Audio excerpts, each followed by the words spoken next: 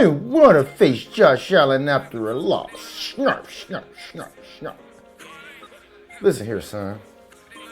I wouldn't want to face a Chupa bar if he's happy or if he's sad.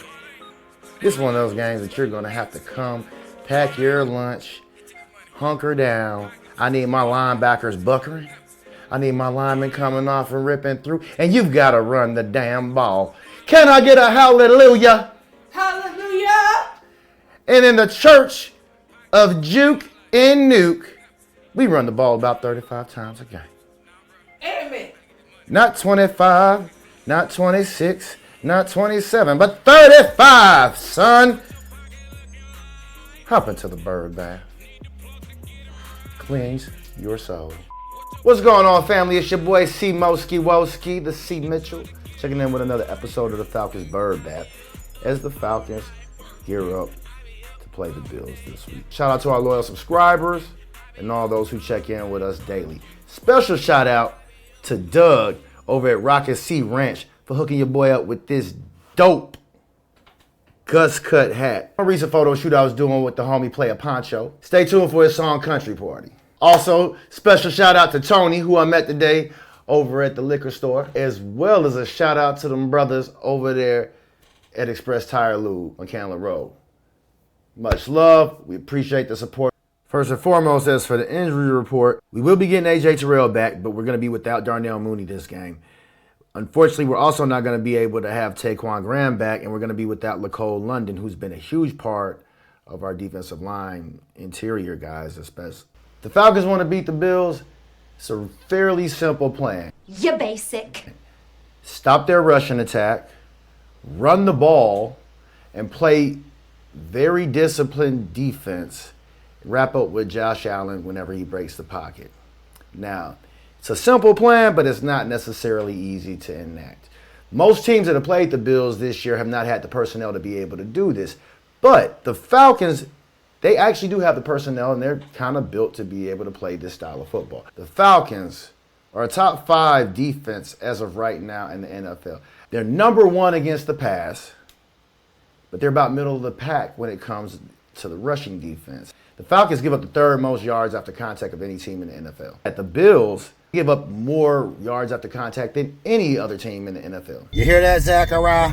Running the ball, and I need you running.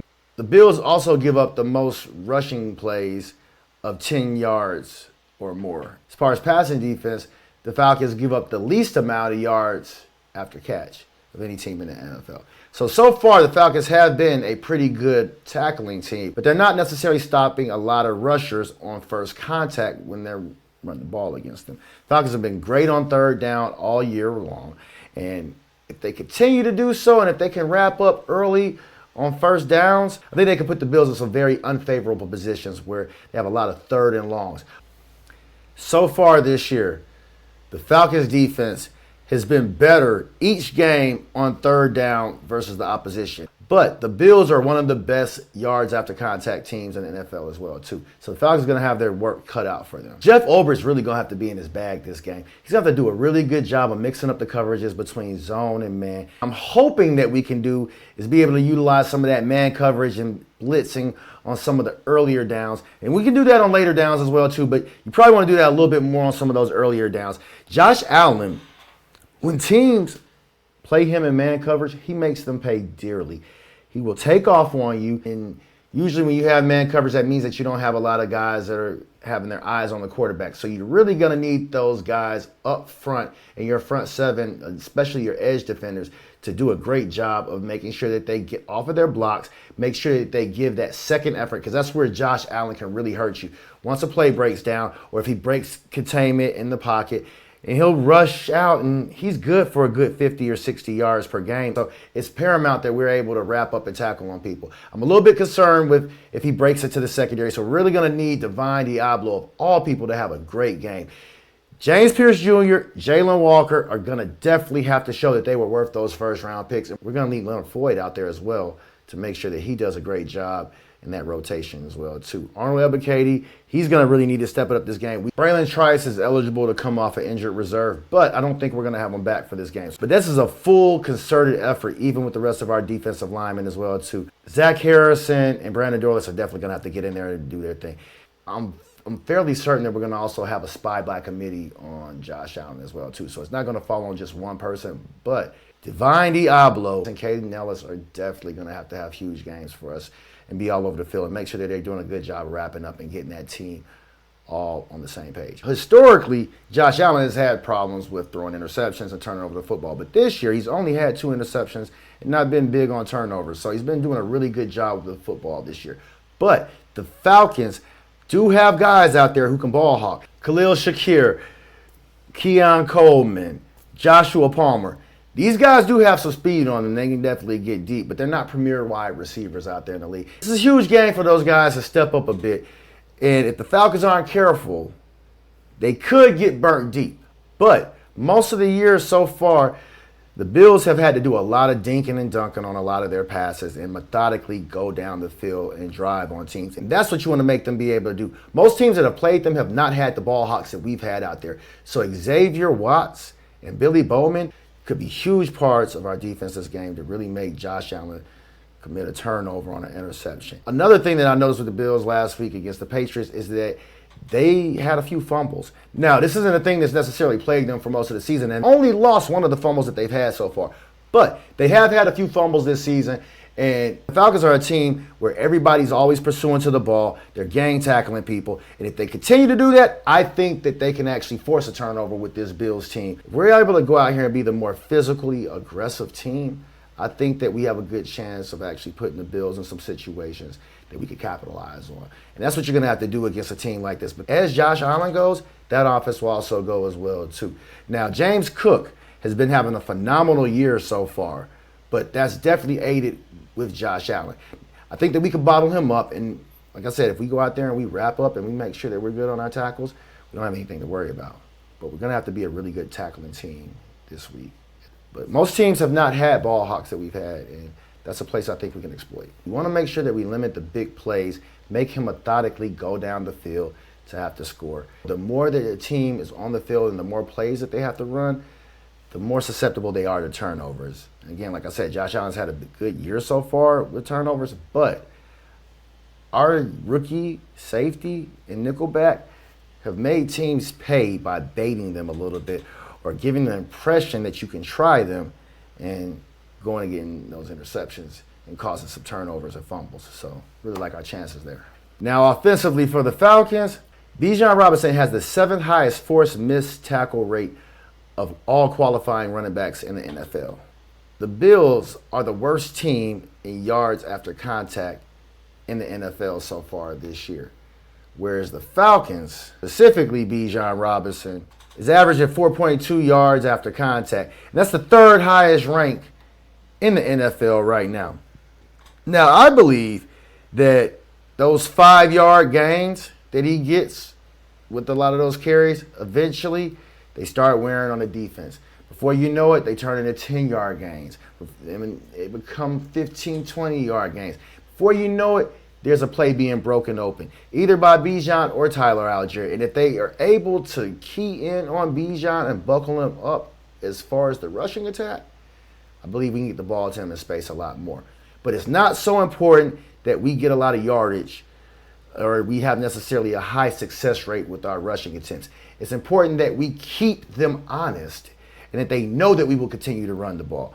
Because again, like I said, if you keep getting the rock in the hands of a playmaker like Bijan Robinson, eventually something's going to break open. You get the ball in the hands of someone like a Tyler Allgeier, eventually he's going to break one as a bowling ball type of guy.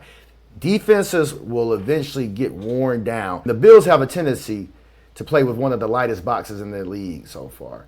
Them and the Falcons usually are in a 6-man box a lot of the time. So we're going to be playing out of nickel a whole lot. And us being in nickel could present a problem for tackling Josh Allen. The Bills don't necessarily have a lot of players that could cover our backs out of the backfield or necessarily our tight end. Now, the Bills haven't necessarily given up a lot of big plays or a lot of yardage to other tight ends this year, but Other teams have not necessarily had a Kyle Pitts on their roster that can exploit the defense in the same way. You're going to need Kyle Pitts to definitely come through and be an X factor for us and have a big game in this game for us. The Bills have some secondary concerns, especially at safety. And I don't think they have anybody on that defense that can necessarily cover Kyle Pitts. So don't need to necessarily put the ball in Michael Penix's hands a ton, but he needs to be able to take what the defense is giving him. And that's a place I think we could definitely eat a lot. Another place that I think that the Bills are very susceptible to is in the slot, specifically in the slot. Stephon Diggs did a lot of damage last week, and I believe that we could have the combination of having Drake London and Kyle Pitts in the slot, and that could cause a lot of fits for those guys out there, as well as if we put Bijan and any other guys out there as well too. I heard Kurt Warner earlier this week say that the Falcons' offense was a little bit predictable and that Michael Penix had kind of been a little bit of a one-read guy, which I don't agree with as far as that.